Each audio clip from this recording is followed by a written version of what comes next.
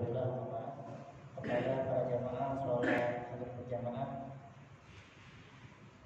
Masjid Jami Harapan Jaya, mudah-mudahan senantiasa dimudahkan oleh Allah Subhanahu wa Ta'ala. Pada pertama marilah kita panjatkan puji syukur kehadirat Rabbi Allah Subhanahu wa Ta'ala. Kemudian salawat serta salam baru kita haturkan kepada baginda Rasulullah Sallallahu Alaihi Wasallam, juga kepada keluarganya, para sahabat dan kepada seluruh umatnya yang senantiasa istiqomah dalam menjalankan ajaran-ajarannya, dan mudah-mudahan termasuk kita di dalamnya. Para jamaah Allah wa Rasulih, masuk kajian sholat ada ahamiyah, pentingnya, urgensi, wafatuha dan keutamaan sholat. Pertama, as-sholatu ahadu arkanil Islam. Sholat adalah salah satu rukun Islam yang 5. Ya, jelas di sini ada hadis dari Abdullah bin Umar yang menjelaskan bahwa Islam dibangun atas 5 rukun, 2 kalimat syahadat, sholat, zakat, puasa, dan haji. Itu urgensi yang pertama. Jadi bukan sekedar bagian dari Islam, bahkan rukunnya, tiang-tiangnya Islam. Kalau satu saja tiang itu nggak kuat, maka bangunan pasti akan. Ya, terima kasih. Yang berikutnya, wassalatu ahammu faraidil Islam ba'dal iman. Ya, salat merupakan kewajiban yang paling utama atau paling penting setelah iman. Ya, jadi setelah ada orang mengikrarkan 2 kalimat syahadat, ketika ada orang non-Islam mau masuk Islam, kemudian dia mengucapkan 2 kalimat syahadat, maka ibadah yang harus dia lakukan adalah sholat dulu, bukan yang lain. Ya, atau seperti dijelaskan di sini, setelah iman sholat. Ya. Mana dalilnya? Lihat di surat Al-Baqarah ayat ke-3. Ya, IS 2 Al-Baqarah ayat 3. Ya, setelah bicara al-taqwa hudal muttaqin, apa itu? Alladzina yu'minuna bil ghaib, yaitu orang-orang yang beriman kepada yang ghaib. Setelah beriman, wa yuqimunas shalah. Setelah beriman, sholat. Maka dijelaskan di sini, ya, kewajiban yang pertama bagi kita adalah beriman, setelah itu sholat. Baru nanti ada kewajiban yang lain. Ya, wahya wasilatun lil isti'anah biha 'ala syada'id. Sholat juga merupakan wasilah atau perantara ketika kita berada dalam kesulitan. Masih di Al-Baqarah juga, ya surat ini ayat 43 dan 45. Di ayat 43 aja masih banyak kedua di sini. Disuruh aqimus sholat, jadikanlah sholat, tunaikan zakat dan rukulah bersama orang yang ruku. Sedangkan sebagai wasilah di ayat 45-nya, ya, wasta'inu, minta tolonglah kamu semua, ya, minta tolong kepada Allah bis-sabri was-sholat, dengan wasilah, dengan perantaraan sabar dan sholat. Wa innaha lakabirah. Wasilah ini berat, illa kecuali alal khosyin. Yang tidak berat melakukan ini adalah orang yang khusyuk. Ya, dan sudah banyak latihan ya khusyuk dalam sholat. Insya Allah sudah khusyuk kan? Selesai. Ya, itu poin yang ketiga. Yang berikutnya, wassalatu afdhalul ibadat. Berikutnya, sholat adalah ibadah yang paling utama. afdhalul ibadat dalam Islam. Ya. Mana dalilnya? Di sini ada ya, sahabat yang bernama Abdullah pernah bertanya, "Sa'altu Rasulullah." Saya pernah bertanya kepada Rasul, "Ayyul a'mali afdhal?" Ya Rasul, amal apa yang paling utama? Faqal, Rasul menjawab, "As-sholatu fi awwali waqtiha." Salat di awal waktu. Ya, hadis ini riwayat Imam Bukhari dan Imam Muslim, juga Abu Dawud, Tirmidzi, Nasai, Ahmad, Baihaqi, Ibnu Huzaimah. Ya, berapa tuh? 1, 2, 3, 4, 5, 6, 7. Ya, ada 7 ahli hadis yang meriwayatkan ini. Bukhari, Muslim, Abu Dawud, Tirmidzi, Nasai, Ahmad, Baihaqi, Ibnu Majah. Wah, di sini fi shahihihi, ya, dalam sahihnya. Kemudian dalam hadis yang lain dikatakan lagi, wajah rajulun, ada seseorang mendatangi Rasul, yas'alun nabi an afdhalil a'mal, bertanya tentang amalan yang paling utama. Faqala, Rasul menjawab, as-shalah, salat. Qol, nanya lagi nih orang, sumpah, setelah sholat apa lagi? Apa kata Rasul? Tsumma sholat, kemudian sholat lagi. Qol, tsumma, nanya lagi, setelah itu apa lagi ya Rasul? Qol, as-sholat, sholat lagi. Bayangkan ditanya 3 kali, yang paling utama adalah sudah sholat. Ya, hadis ini riwayat dari Ibnu Hibban. Itu ya, jadi ketika ditanya mana amal yang paling utama, ibadah yang utama adalah sholat. Baru nanti ibadah yang lain. Sehingga wa idza adda muslim as-shalawat al-khams adda sahihan kanat kafarah lima bainaha min al-dhunub. Ya, jika ya seorang muslim melaksanakan sholat 5 waktu dengan benar, maka itu merupakan apa? Penghapus dosa-dosanya. Ya, kata Rasul, kalau rajin sholat, yang ketinggalan sholatnya itu di antara 2 sholat penghapus dosanya. Ya, kata Rasul di sini ada hadis yang lain dikatakan dari Abu Hurairah.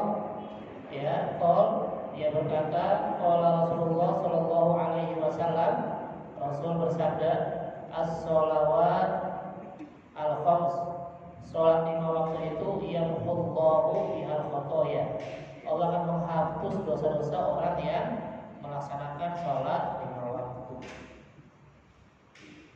Gimana caranya biar ya kita dianggap benar sholatnya dan dihapus dosa-dosanya?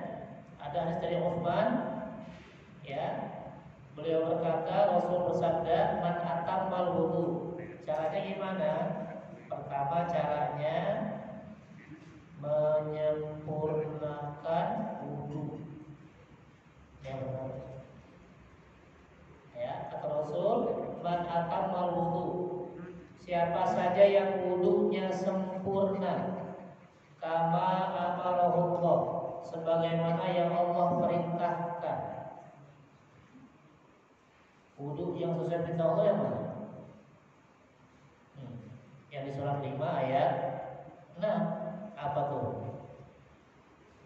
Ya, rukunnya saja itu sempurna sudah bagus. Mulai dari niat, kemudian cuci muka, kemudian cuci tangan sampai siku, terus usap kepala, kemudian cuci kaki sampai mata kaki, lalu tertib. Ini aja. Ini saja kita lakukan itu sudah dianggap sempurna, karena bahasa hadisnya kama amarahullah, sebagaimana perintah Allah. Apalagi kalau sunnah-sunnahnya dikerjakan. Cuci tangan dulu, baca bismillah dulu, kumur-kumur, menghirup air melalui dari hidung, kemudian 3 kali, telinga juga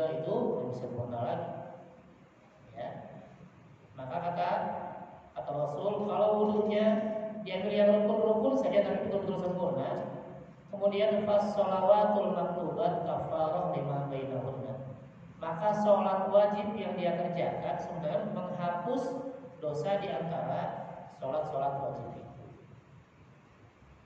Ya, baru kemudian tadi melaksanakan sholat 5 waktu. Ini sudah insya Allah menghapus dosa-dosa di antara keduanya. Ya, ini hadis dari Utsman bin Affan. Hadis riwayat Imam Muslim dan sahih ya. Masalah takati kalau Imam Muslim. Kalau Bukhari, Muslim nggak usah dicari-cari lagi karena mereka berdua hanya meriwayatkan hadis yang sahih saja. Oke, ada pertanyaan? Silakan Bapak, Ibu yang ingin bertanya. Ayo. Assalamualaikum warahmatullahi wabarakatuh. Sholat wajib kan yang paling baik di awal waktu. Sedangkan kalau sholat sunat kan mungkin enggak seperti sholat tahajud yang bagus di akhir waktu. Yang saya tanyakan, sholat duha yang baik yang di saat mana Pak? Awal waktu, tengah waktu, atau di akhir waktu? Terima kasih. Wassalamualaikum warahmatullahi wabarakatuh. Waalaikumsalam. Ya, waktu terbaik sholat duha ya. Silakan Bapak yang lain.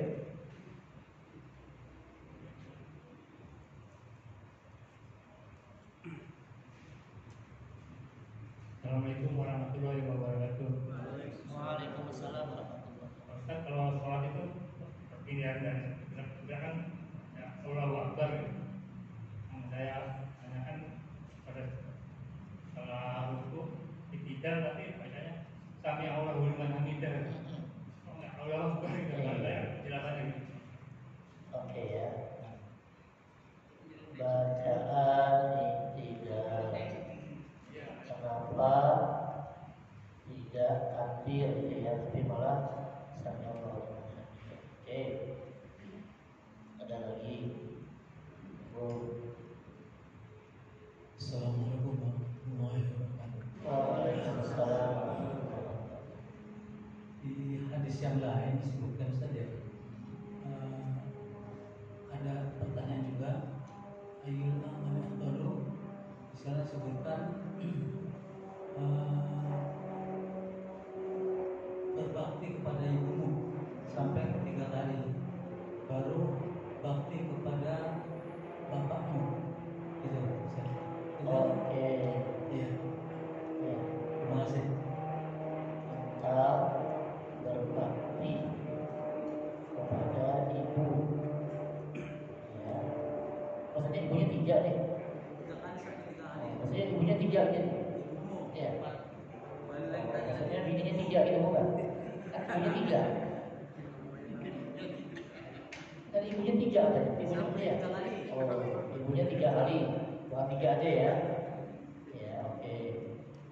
Kemudian ya. Ya. Ada lagi? Silakan Bapak. Ya, ibu mungkin ya 3 kali. Oke ya. Iya, ada satu lagi.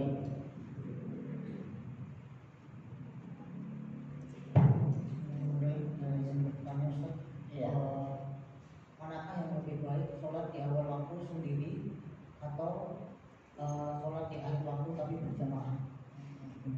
Sholat sendiri ya di awal waktu atau berjamaah. Tidak di awal waktu. Yang terbaik ya berjamaah di awal waktu. Oke, ada lagi?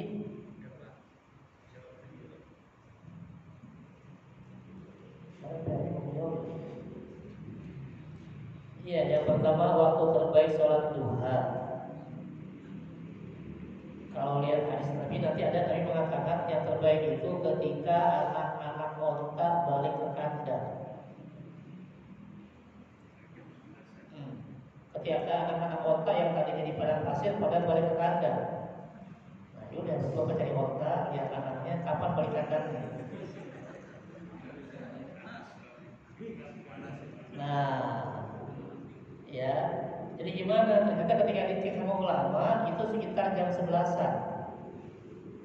Ya, setengah 11, jam 11 ketika betul-betul sedang panas, makanya anak-anak onta pada balik ke kandang. Ya, jadi sekitar 1 jam sebelum zuhur. Jadi di akhir-akhir malam.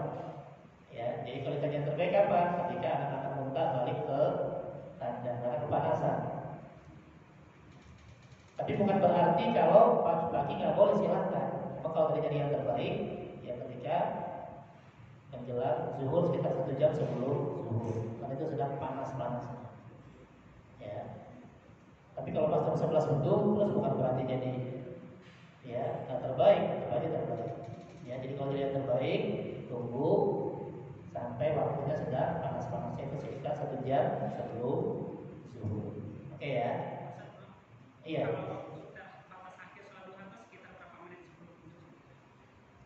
Waktu terbaik, waktu batas terakhir sih menjelang zuhur atau ketika matahari sebelum pas di atas kepala. Ya sekitar 5 menit lah sebelum zuhur atau 10 menit deh ya biar aman. Ya.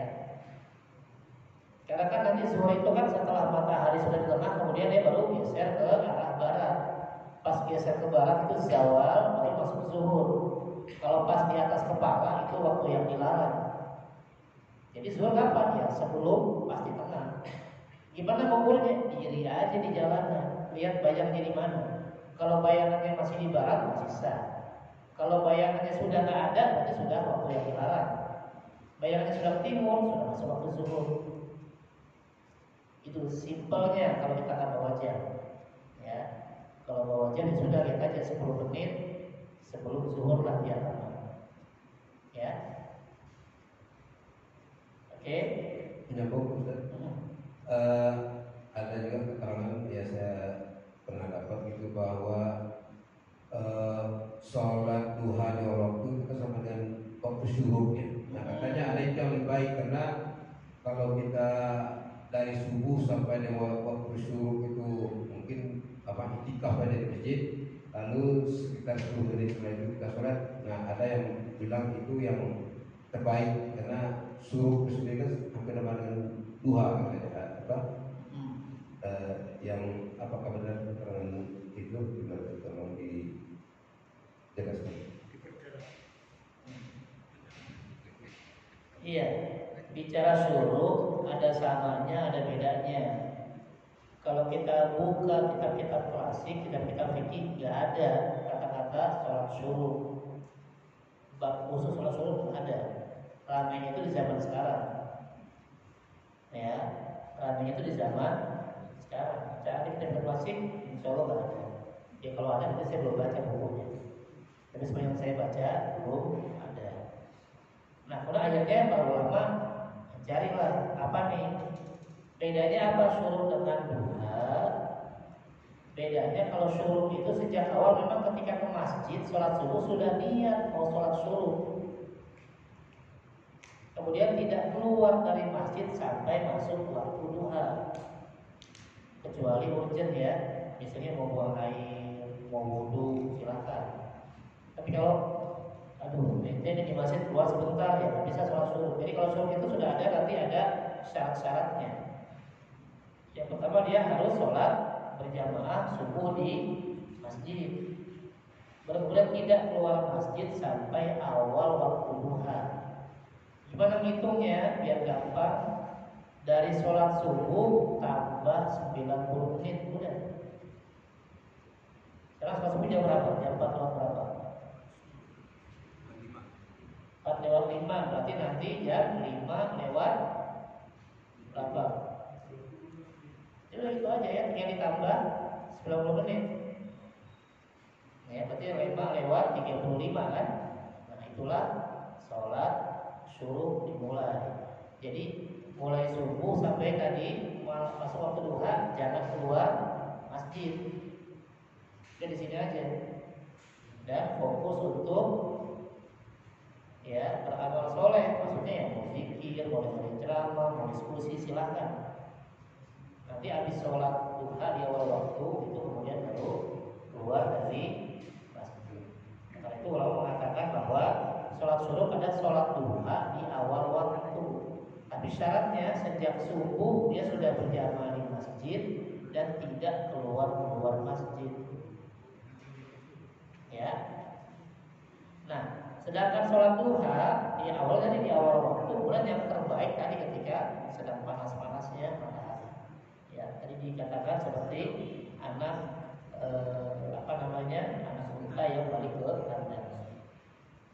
Itu ya. Jadi kalau toh sejak awal kita habis sholat subuh pulang ke rumah, ya nggak bisa sholat suruh. Saya mau suruh nggak balik lagi, nggak bisa.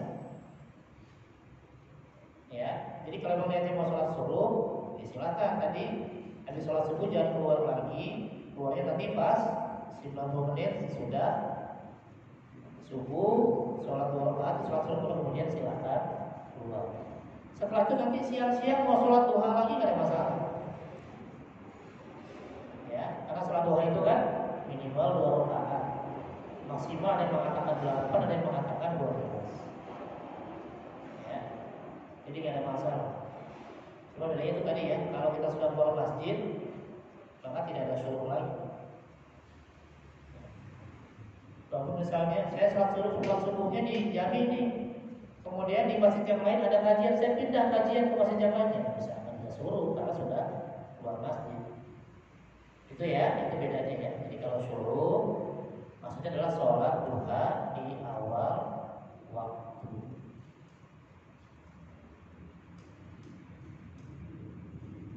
Waktu duha. Ya, itu tadi ya tidak disebutkan dalam kitab-kitab klasik. Oke ya. Yang berikutnya baca nidal, kenapa tidak bacaan Allahu Akbar dari sami Allahu liman hamidah? Karena sholat itu ibadah yang tauqifiyah, ibadah yang kita tinggal terima jadi. Ya. Karena Rasulullah bilang shollu kama ra'aitumuni usolli. Sholatlah sebagaimana kalian lihat saya sholat. Rasul ketika ini dan baca sami Allahu liman hamidah, itu kita ikut. Itu ya, karena memang disuruh Rasul begitu. Seandainya Rasul baca yang lain, kita juga yang lain. Kebetulan ketika sholat tadi, khusus itidal Rasul bacanya sami Allahu liman hamidah, kita ikut baca itu ya. Ibunya Allah. Ya, tapi kenapa kita tidak takbir? Karena Rasul tidak membaca takbir. Itu ya. Kemudian hadis yang lain tentang berbakti kepada ibu 3 kali atau kepada 3 ibu nih. Ya, diperjelas dulu ini. Kalau 3 ibu berarti masih kurang 2 gitu ya Pak ya. Ya, itu hadisnya bukan fokus ke awal terbaik. Hadis itu teksnya pertanyaannya man ahaqqun nas. Ya Rasul, mana orang yang terbaik yang saya jadikan sahabat? Bi husni sahabati. Ya, kalau ini kan ayul amali afdol. Kalau yang bicara orang tua, bahasa hadisnya itu pertanyaannya man ahaqqun nas bi husni sahabati. Ya Rasul, siapa yang paling berhak saya jadikan sahabat yang saya harus berbuat baik pada sahabat saya itu? Maka Rasul bilang ummu, ibumu. Lalu tanya lagi, summaman, lalu siapa lagi? Ummu, ibumu lagi. Summaman, siapa lagi? Ummu, ibumu. Baru summaman, siapa lagi? Abu, baru ayah. Jadi ibunya berapa kali? 3 kali, ayahnya 1 kali. Itu ya, maksudnya peran ibu ya bukan lebih penting, tapi memang ya tidak bisa dikesampingkan. Karena yang paling banyak interaksi anak itu kan dengan ibunya, bukan dengan bapaknya. Dan kedekatan dengan ibu juga bahkan sejak awal kehamilan. Ya kan, hampir 9 bulan jadi perut emaknya. Ada nggak kesel mah itu capek nih tukeran dia sama bapaknya gitu kan? Nggak bisa. Ya di situ-situ aja udah. Yang melahirkan juga ada yang sakit ibunya, Bahkan setelah itu menyusui lagi 2 tahun. Ya, karena itu Rasul berarti mengatakan ibumu sampai 3 kali. Maksudnya ketika nanti ada 2 pilihan ya dahulukan ibu. Makanya nanti dalam bab fikih ketika bicara ada bab hadona, ya bab untuk pemeliharaan pendidikan, maka didahulukan dari jalur ibu, dari jalur ibu dulu. Karena tadi kecuali ketika anak sudah balik, kalau anak disuruh memilih. Tapi ketika masih kecil tetap ibunya.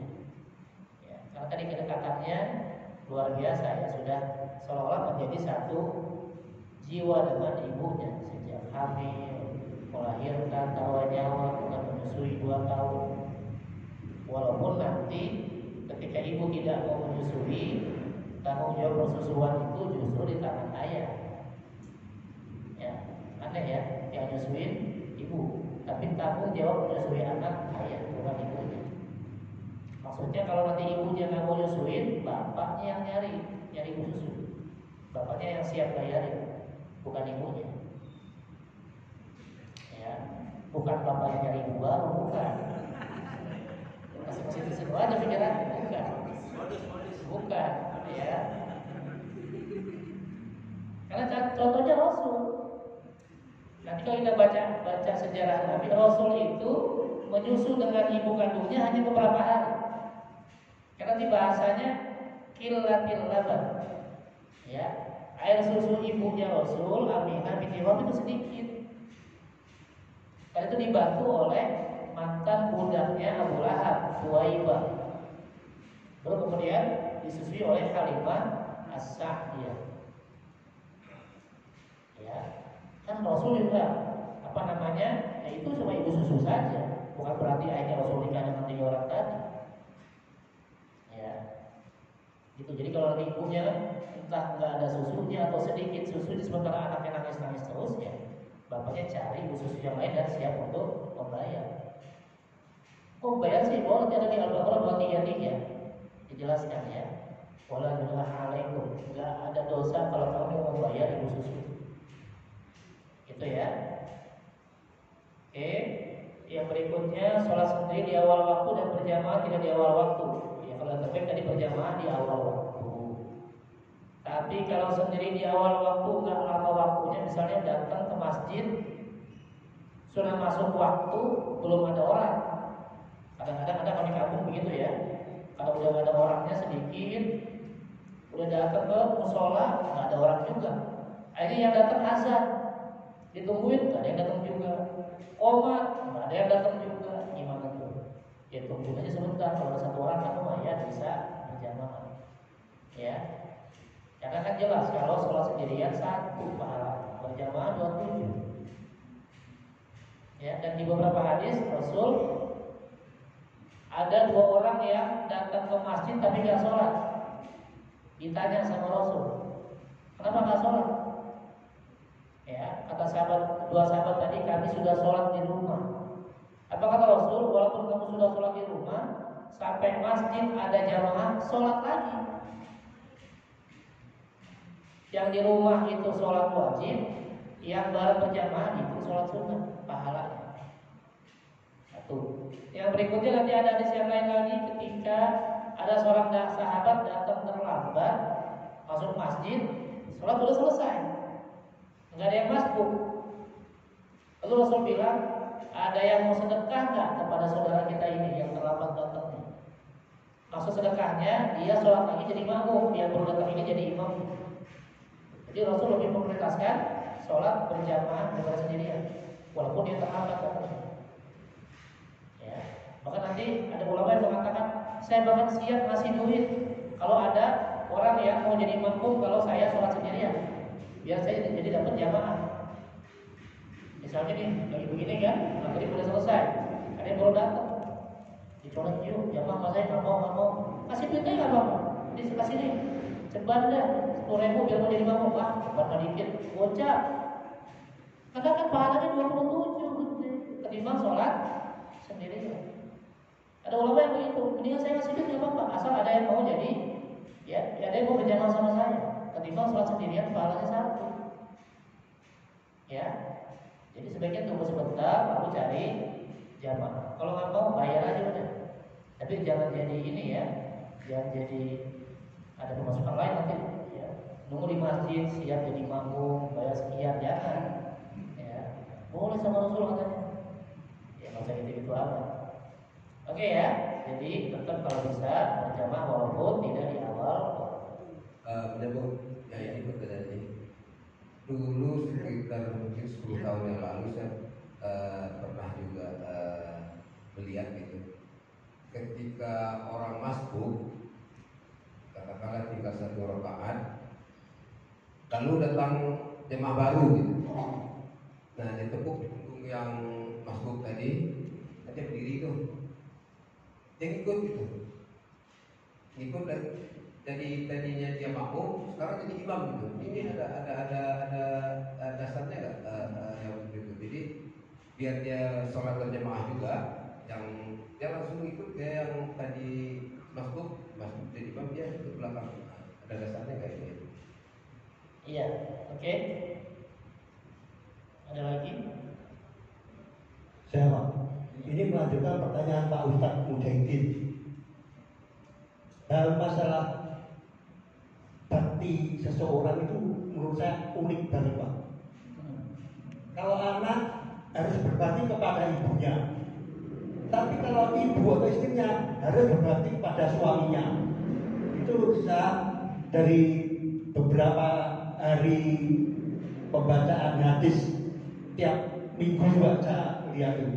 Jadi istri itu istilahnya kalau nggak berbakti sama suami, meskipun suaminya itu tergolong orang nggak baik, itu taruhannya bisa neraka. Nah, yang terus pertanyaan saya, ya. Jadi pertanyaan saya, apakah urutan seperti ini berarti bahwa anak itu sebetulnya bakti utama juga kepada ayah, Pak? Karena anak berbakti kepada ibu, ibu kepada ayah. Dan silakan ayah paling tinggi, Pak. Itu maksud saya. Terima kasih. Assalamualaikum warahmatullahi wabarakatuh. Waalaikumsalam warahmatullahi wabarakatuh. Assalamualaikum Pak ya. Oke. Ya, izin bertanya. Yang mau saya tanyakan adalah ketika imam dalam memimpin sholat Ustaz, misalkan beliau di rakaat pertama dalam membaca surat, misalkan surat Al-Kahfi. Nah, di surat ketiga itu imam ini batal Ustaz, batal, dan dia mengundurkan diri ataupun minggir gitu Ustaz ya. Nah, kita yang di belakang ini adabnya seperti apa Ustaz? Misalkan apakah kita harus meneruskan bacaannya yang beliau baca sebelumnya, atau kita membaca surat baru lagi? Mungkin makmum yang di belakang ini nggak tahu terusan suratnya Ustaz.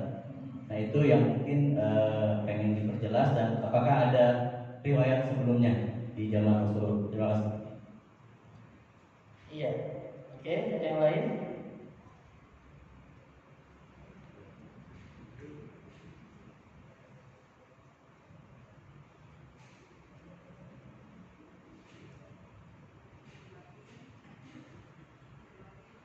Udah? Oke. Ya, tadi masbuk jadi imam boleh nggak? Nggak ada masalah. Ya, tidak ada masalah. Karena kan asalnya tadi ketika kita mau sholat, ya, nanti di zaman Nabi gitu. Nabi lagi sholat, kemudian ada sahabatnya yang jadi makmum tapi di sebelah kiri. Kemudian sahabat ini Rasul tarik ke sebelah kanan. Dari situ akhirnya disimpulkan bahwa imam itu di sebelah kiri makmum. Makmum di kanan, imam di kiri. Dalam mazhab Syafi'i, makmumnya mundur dikit biar kelihatan mana imamnya. Kalau sejajar bingung lagi mana imam makmumnya. Gak ada masalah. Ya, maka nanti kalau di Indonesia biasanya kalau ada imam makmum, makmumnya akan mundur. Karena biar untuk menjelaskan imamnya yang mana. Nah, dalam hadis yang tadi lagi, ketika Rasul sholat sendirian, ada yang jadi imam di sebelah kiri, Rasul tarik ke kanan. Ada makmum kedua di sebelah kiri Rasul dorong ke belakang. Berarti kalau makmumnya sudah 2 atau lebih, ada di belakang imam. Kalau makmumnya sendiri ada di samping kanan imam. Boleh samping kanan persis, boleh agak mundur, nggak ada masalah. Itu ya. Nah, jadi termasuk menjawab yang tadi. Kalau dia statusnya sudah sendiri, kan dia masbuk, kemudian dia nambahin 1 rakaat misalnya. Lalu ada yang mau jadi makmum, nggak masalah, kan dia saat itu sudah sendiri sholatnya. Boleh juga ketika tadi ada yang masuk. Ya. Ini ada otomatis aja nih. Ya nggak usah saya jadi imam, udah nggak apa-apa, otomatis.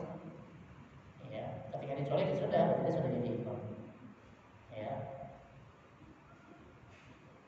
Yang penting noleknya benar, ya biasa aja, nggak usah kayak mungkin nolek, pakai berantem kan. Ya. Iya, noleknya biasa aja. Kalau noleknya kenceng banget, ya.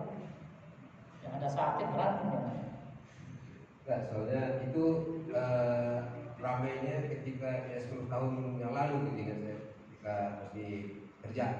Tapi sekarang kayaknya hilang gitu. Nggak pernah lagi saya lihat apa ini memang dasarnya kurang kuat sehingga orang jadi ragu gitu, apa ini yang mungkin apa memang di zaman Nabi ada nggak yang ragu itu masalah nyoleknya sebenarnya. Karena di zaman Nabi nggak pakai colek-colekan, langsung aja merapatkan kaki, langsung merapatkan pundak. Itu cuma yang nggak masalah diganti dengan nyolek, yang masalah karena kan tadi ya biasanya orang mazhab Syafi'i ketika dicolek karena dia nggak mau rapat sama imam, nggak mau mundur. Ya nggak ada masalah. Tapi kalau dia mau nanti mau jadi imam lalu merapat ke imam, nggak ada masalah juga. Jadi masalahnya yang dirapetin nantinya, jangannya dirapetin malah kabur, rapet lagi kabur lagi, ya nggak sholat. Tapi kalau dicolek orang masih paham, oh berarti dia mau jadi jamaah, nggak ada masalah ya. Ya kalau sekarang kok nggak ada yang begitu lagi, ya mungkin sudah nggak ada masbuk langsung, begitu komat udah rapi semua. Ya kalau dulu mungkin masih banyak yang masbuk, itu ya. Jadi nggak ada masalah. Oke. Kemudian bagaimana kok kalau anak baktinya sama ibu, bukan sama ibu, berbakti sama orang tua? Kan yang Al-Quran juga begitu, wa bil walidaini ihsana, dan berbuat baiklah kepada kedua orang tua. Cuma kenapa kok tadi ibu yang didahulukan? Karena tadi dijelaskan ibu yang mengandung, melahirkan, menyusui itu lebih berat dibanding bapak. Ya, karena kan melahirkannya taruhan nyawa juga. Itu ya. Bukan berarti bapak dicuekin. Tetap mau anak berbakti sama orang tua atau istri berbakti sama suami, poinnya adalah berbakti dalam ketaatan. Ya. Jadi poinnya adalah dalam ketaatan, bukan kemaksiatan. Jadi kalau suami nyuruh istrinya ya nungguin lilin ya, kalau goyang tiup, kalau nggak goyang diamin aja, boleh nggak? Nah, nggak boleh. Atau ibu nyuruh anaknya, Nina jagain lilin ya, mau ngepet, jangan, karena bicaranya maksiat. Makanya tadi ada bahasa, walaupun suaminya nggak benar ya, kalau nggak benar jangan ditaatin. Ya, ketaatan anak pada orang tua, ketaatan istri pada suami dalam rangka ya berbakti kepada Allah, bukan dalam rangka kemaksiatan kepada Allah. Karena nanti siapa? Abu Bakar As-Siddiq dalam pidato kenegaraaannya ketika menjadi khalifah, beliau mengatakan dalam akhir pidatonya, la ta'ata limakhluqin. Azan ya, silakan azan dulu. Belum ya. Tidak ada ketaatan kepada siapapun atau makhluk ketika